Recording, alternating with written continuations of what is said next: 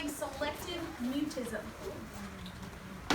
Okay, it's a real thing. It means that you get really anxious and you can't talk in public.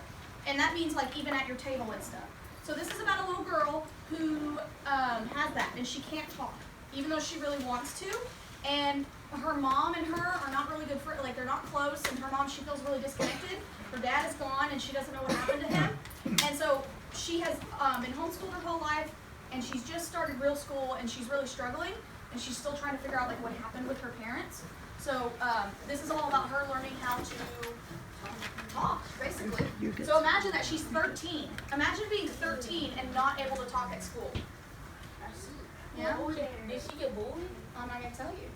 You got to read I it. thought you said you read it. I did read it, but I'm not going to tell you. I think that schooling a bit. Okay, raise your hand if this one sounds like something you might be interested in reading.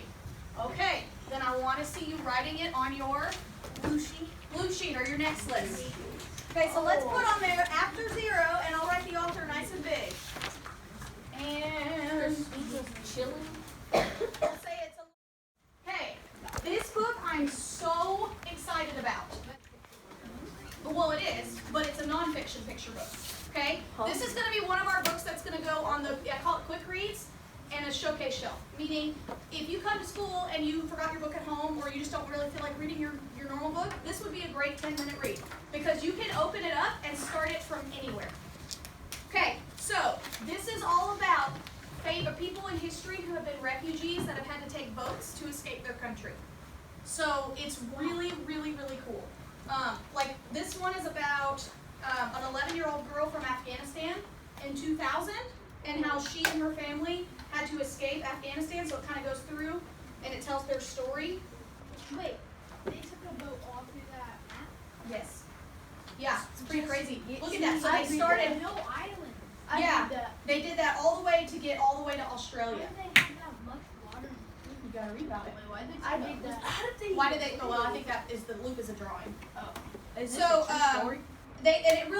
they're all true stories, and I think it's really cool because it teaches you some terms like asylum, what it means to give another country asylum. You kind of learn about other people's countries and the kind of stuff that they maybe went through.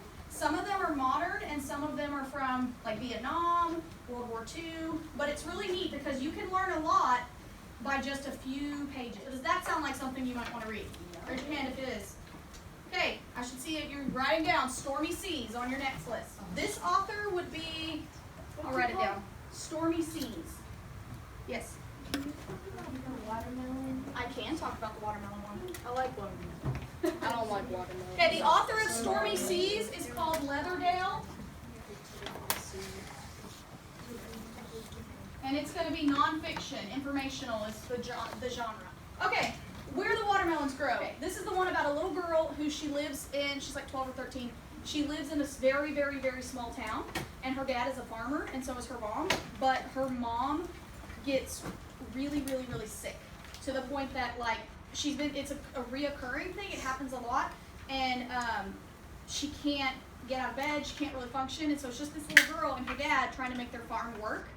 And it has to do with, like, her mom has a mental illness. And so it's kind of her dealing with how to figure all that out, how to save their farm. And she meets this lady who's a beekeeper.